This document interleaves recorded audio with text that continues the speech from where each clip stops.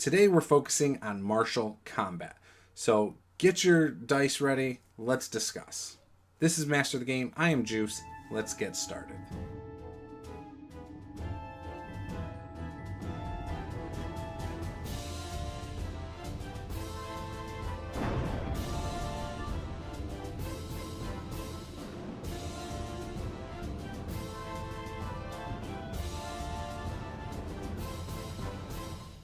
Make sure you head on over to rpgjuice.com, where you can get caught up on the latest videos, the latest news, and blog posts from Juice himself. Martial combat is hands down the most basic form of combat in 5th edition D&D. So with martial combat, we're not going to talk about spells, we're not going to focus too much on any feats or abilities. We're just going to talk about how martial combat happens and takes place. When combat starts, you're going to roll your d20 for initiative. Your initiative is only going to be your dex bonus, but there are some feats that will give you a jump in initiative order. Feats like alert. In combat, you get a few different types of actions. You get a movement action, a reaction, a bonus action, and an attack action. As you play for a while, certain spells and certain abilities will give you reactions. And the same goes for bonus actions. Some spells and some abilities will give you bonus actions. On your turn, you can split your speed up between your bonus and your attack action. So you say you have 30 feet of movement and you want to move up and strike with your regular attack action. You can do so. You're then going to roll a d20 to hit. Now, if you kill that thing, you can still use the rest of your movement. Say you have 20 feet of movement. So you move 20 feet. Now, if you have a bonus action, you could now do your bonus action. If you do not have a bonus action, well, then your turn is over. A reaction will be triggered by something. So, for example, there are reactions that allow you to do a parry, for example. There are reactions that allow you to defend another player next to you, and all sorts of other ones, spells, things like that. The point is you need to know that you don't get a bonus and you don't get a reaction unless a spell or ability explicitly states it. If you have extra attack, when you take your attack, you have to use the extra attack then. You don't get to do spells as your extra attack. You don't get to substitute an extra attack for another type of attack. Usually it's if you strike, you get to strike again. This does not stack with multi-classed extra attacks. It also, again, can't be substituted for casting a spell unless it explicitly states it. I believe your Eldritch Knight gets an ability that allows you to do something like that. But again, your wizards don't get to do something like that. Your multi-classed fighters into wizards don't get to do anything like that. So again, it has to explicitly state it. Not just anything can be a bonus action. Not just anything can be a reaction. You can't, as an attack of opportunity, as an extra attack. When you have a monster that leaves your range, you actually get a reaction. Everybody gets to do this. But you can only do a martial attack. You cannot cast a spell unless you have an ability that explicitly states it. Again, I keep saying explicitly states it because it's very important you know this. When 5th edition originally came out, a lot of people tried to do things that they couldn't do because a lot of DMs just weren't completely up on the rules. When I ran Adventurers League, we had players that tried to use spells as their attack of opportunity, and I had to explain to them you couldn't do that.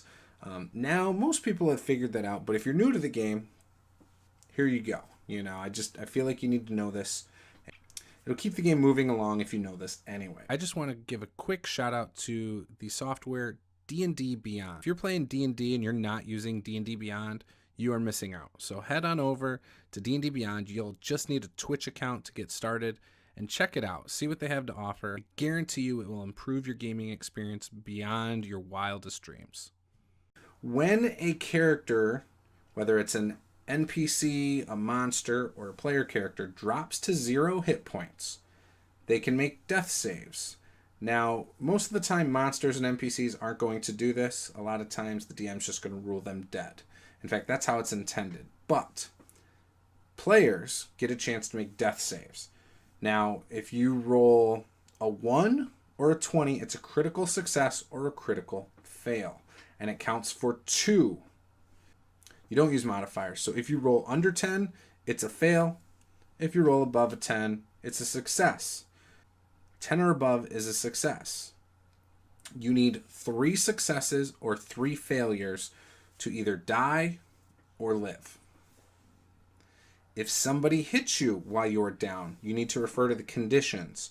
You are considered unconscious. Therefore, it is a critical hit.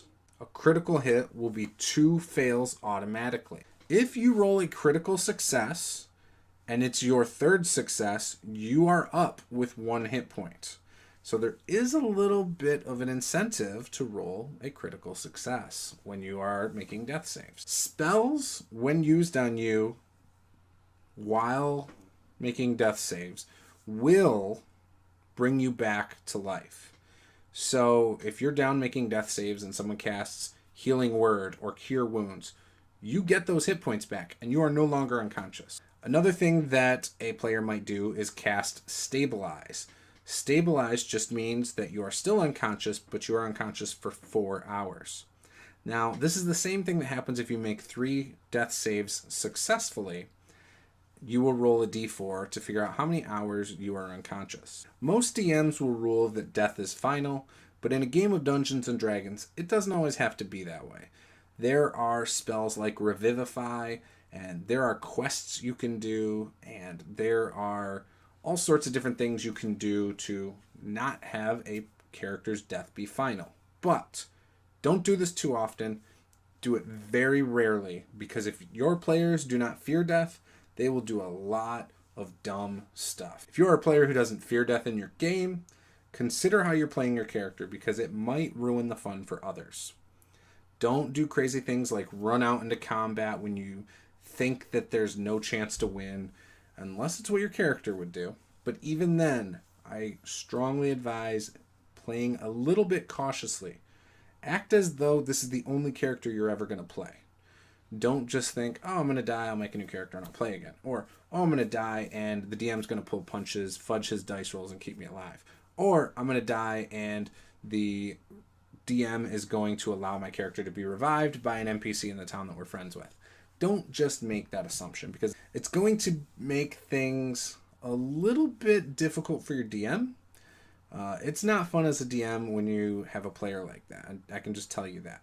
And I would say in my early days of running games, I actually thought that character death wasn't fun in the first place. But as I've played for a while, character death actually makes me laugh now. So it's not something I strive for, but I do not hold punches anymore. And most DMs out there won't. And don't put your DM in that position if they're newer to even consider doing that. So again, play your character smart. Play for fun. Don't do anything that's unnecessary, because again, your DM's going to really have a hard time with that. And other players might not like that either. So if this is your first time watching, be sure to hammer that like button, smash the subscribe button, and leave me a comment about maybe some of your death saves, or tell me about some combats that you've had a lot of fun with. I am Juice. This is Master the Game. Game on.